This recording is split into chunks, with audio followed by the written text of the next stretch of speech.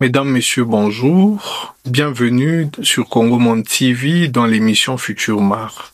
Futur Mar, cette émission qui vous est présentée par Costa Chinzam. Je suis médecin en spécialisation au département d'anesthésie-réanimation de l'Université de Lubumbashi, est une émission qui s'efforce justement de montrer la part du médecin anesthésiste-réanimateur dans la prise en charge globale de nos patients. Ici, dans le cadre de cette émission, pour ce premier numéro, comme pour tous les autres qui vont suivre, nous commencerons toujours par cette belle phrase prononcée par Hippocrate, je cite, « Quand quelqu'un veut la santé, quand quelqu'un désire la santé, il faut d'abord lui demander s'il est prêt à supprimer les causes de sa maladie. Alors seulement est-il possible de l'aider. » Fin de citation. Alors, aujourd'hui, dans le cadre de cette émission, nous allons aborder un thème important, un sujet sur lequel vous réfléchissez souvent depuis chez vous à la maison. Aujourd'hui, nous parlons de l'importance de la consultation préanesthésique. Alors, la consultation préanesthésique, est-ce une consultation de trop? D'entrée de jeu, nous allons vous dire que la consultation préanesthésique est effectuée par un médecin anesthésiste réanimateur à distance, c'est-à-dire quelques jours avant le jour prévu pour l'intervention chirurgicale dans le cadre d'une intervention chirurgicale programmée. Si elle peut se faire à distance, cette consultation préanesthésique peut aussi se faire en pré-op immédiat, c'est-à-dire quelques minutes avant une intervention dans le cadre d'une chirurgie urgente.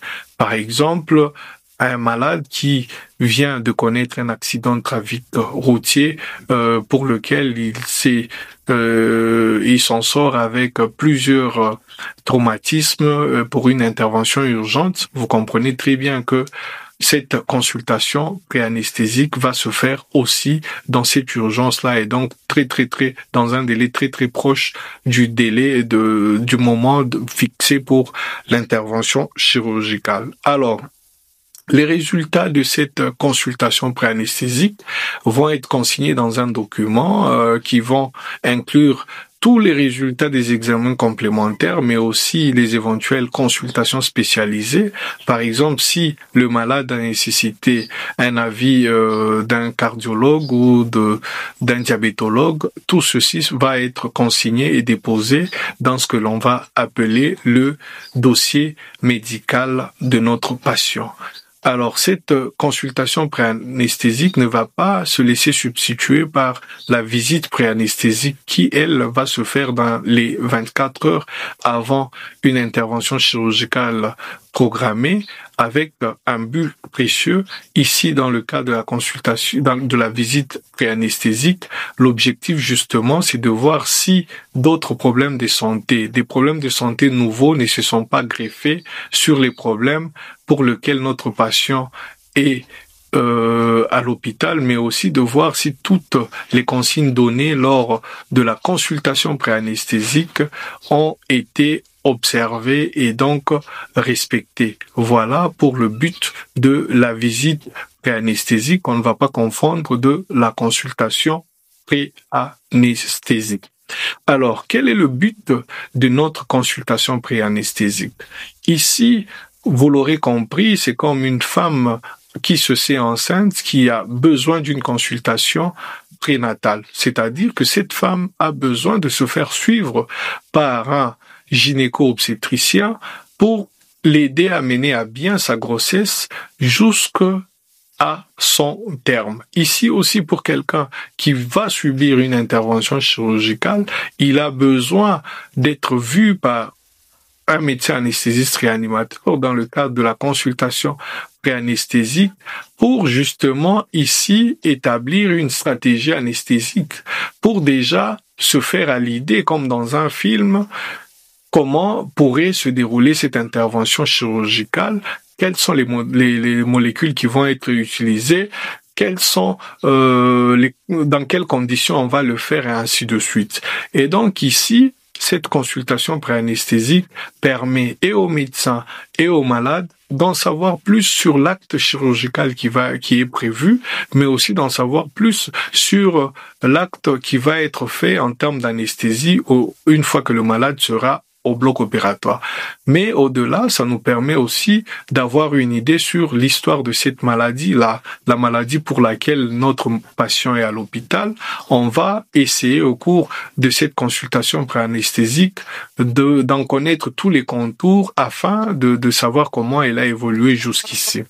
Au-delà de ce point important, nous allons recueillir des antécédents utiles, des renseignements utiles en termes d'antécédents médicaux chez notre patient. Il s'agira de savoir si notre patient est par exemple diabétique, hypertendu, gastritique ou s'il porte une maladie chronique et savoir comment équilibrer cette maladie-là. On peut relever des antécédents sur le plan chirurgical. Ce sont des antécédents chirurgicaux.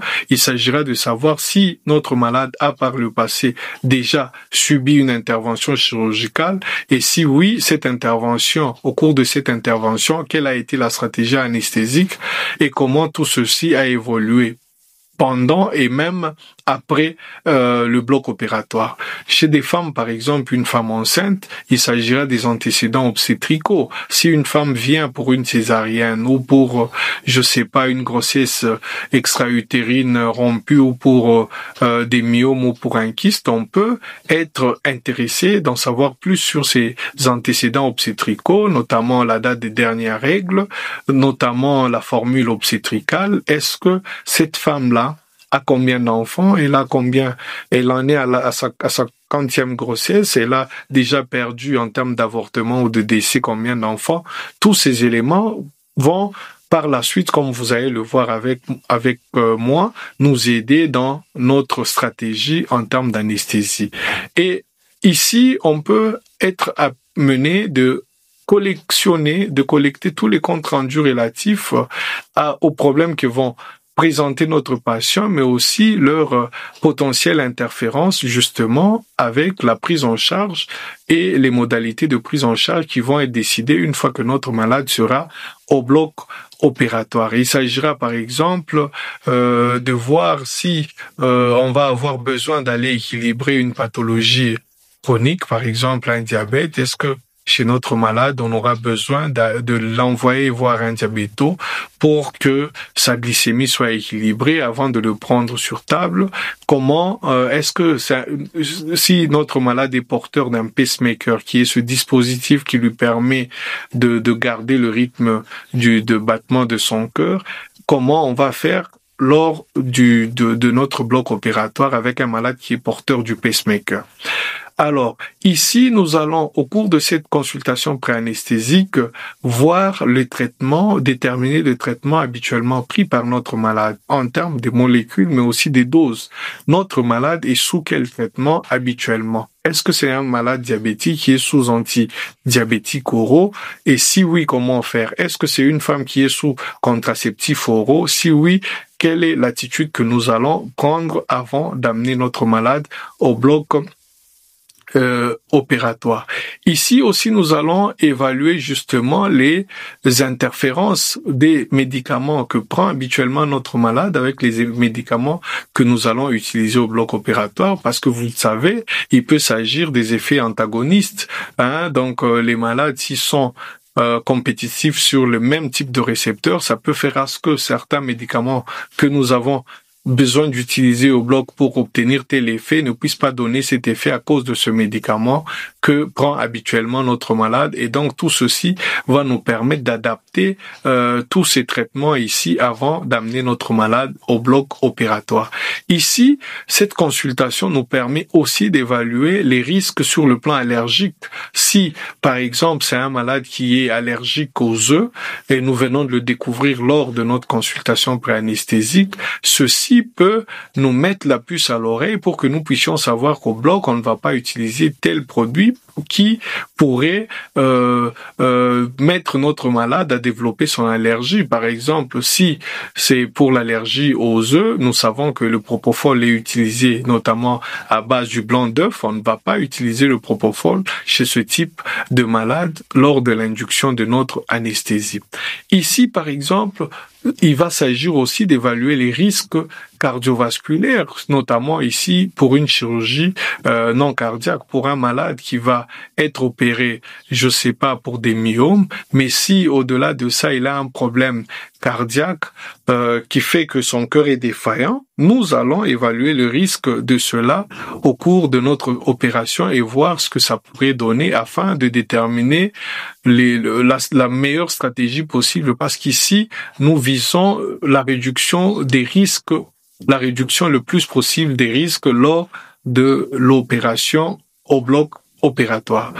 Cette consultation préanesthésique va nous permettre d'évaluer les voies aériennes supérieures de notre malade. Ici, c'est très important parce que ça nous permet d'évaluer les critères d'intubation ou de ventilation au masque difficile. Vous le savez, pour ceux qui ont déjà été au bloc opératoire, les malades chez qui nous faisons une anesthésie générale ont besoin parfois d'être soutenus en termes de ventilation, et pour cela, il arrive qu'on introduise un tube dans la trachée qui va être connecté à des dispositifs qui permettent de ventiler ce malade.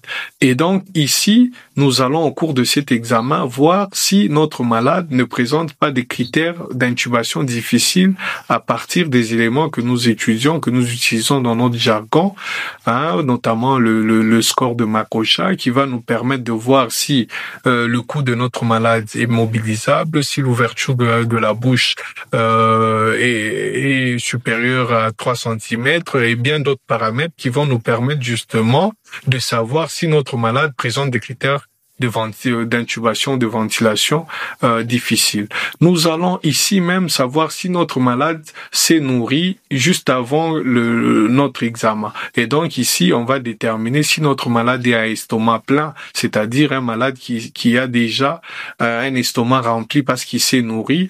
Et nous allons voir aussi la possibilité des risques liés aux nausées et vomissements après notre opération. Et donc c'est très important pour nous de suivre nos malades en consultation préanesthésique pour connaître en détail chaque problème que pourraient présenter nos patients.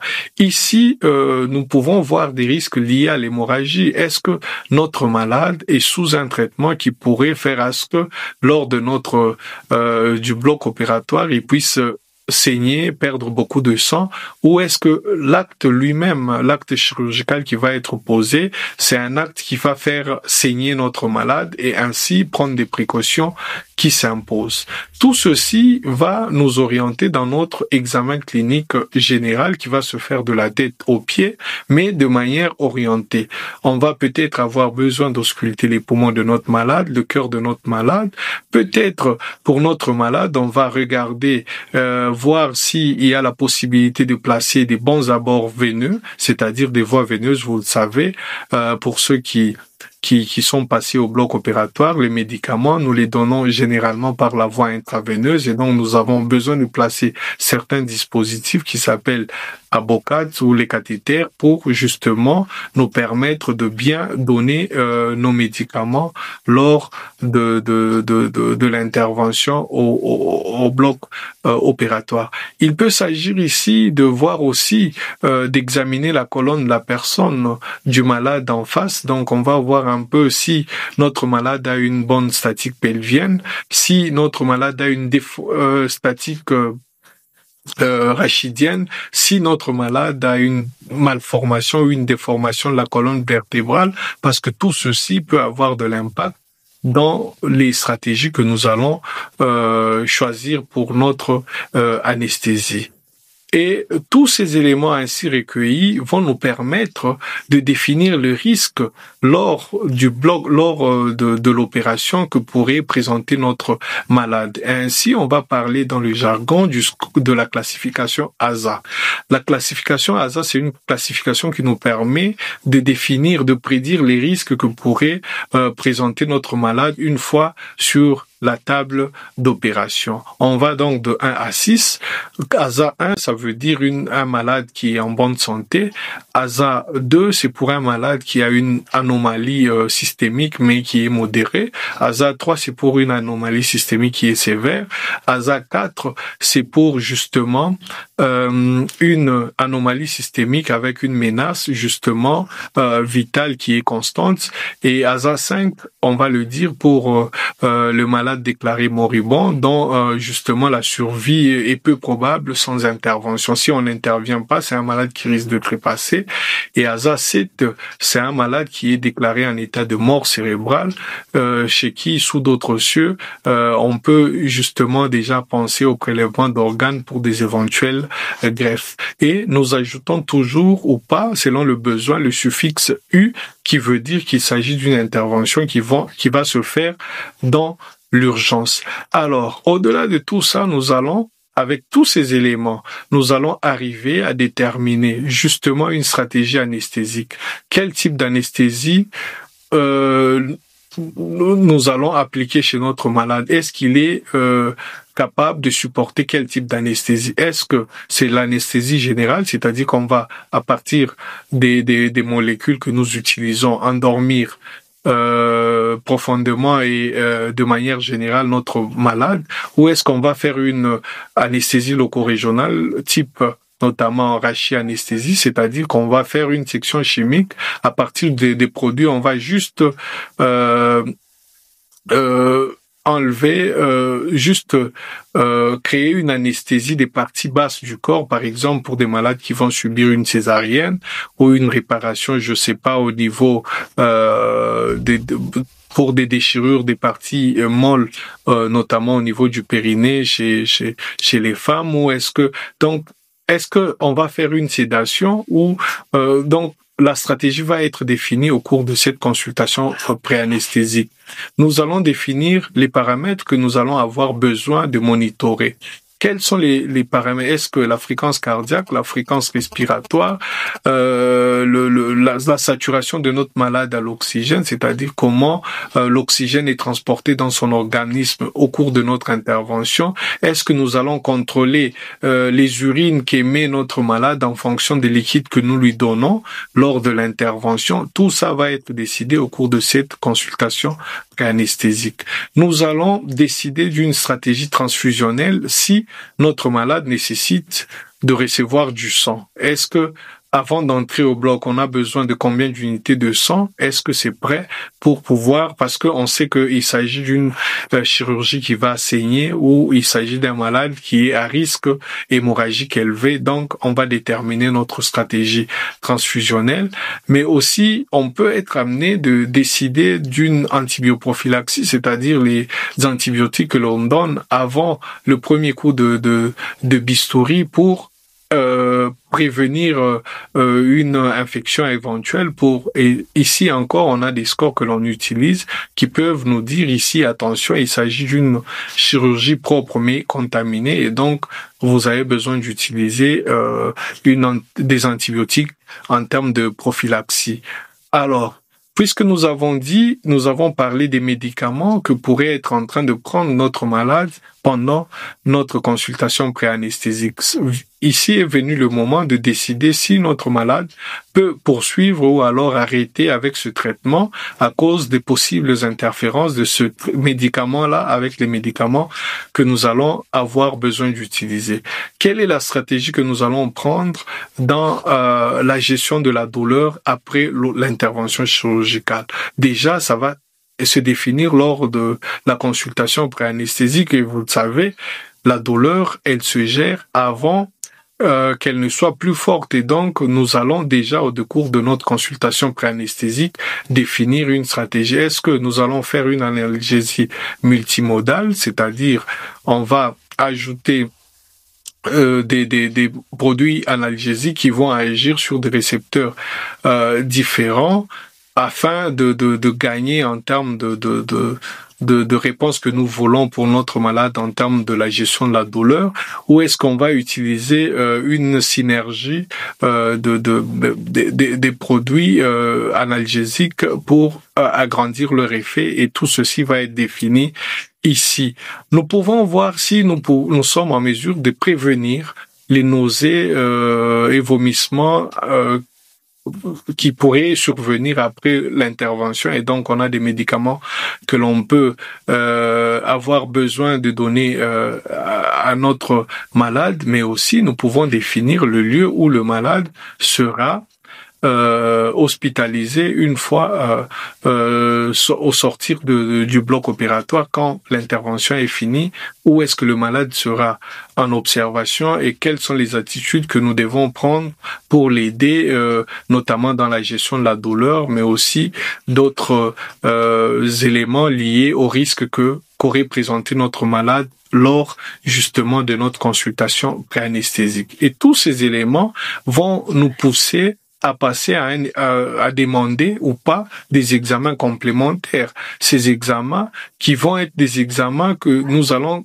demander pour venir infirmer ou confirmer le diagnostic auquel on aura pensé après ce moment d'échange avec notre patient, mais aussi d'examen de son organisme. Ici, il peut s'agir des examens sur le plan biologique ou alors sur le plan de l'imagerie. Par exemple, on peut se dire que pour ce malade qui est fumeur, avec autant de paquets par année, fumé pendant autant d'années, est-ce qu'il n'est pas en risque de développer des soucis au niveau de son poumon? Et donc, on peut avoir besoin de demander une radio pulmonaire qui pourrait venir nous renforcer dans notre conviction de dire que ici, notre malade avait forcément un problème pulmonaire pour lequel nous devons adopter une certaine attitude parce que vous le savez, la gestion de la respiration du malade au bloc opératoire, c'est quelque chose de très important.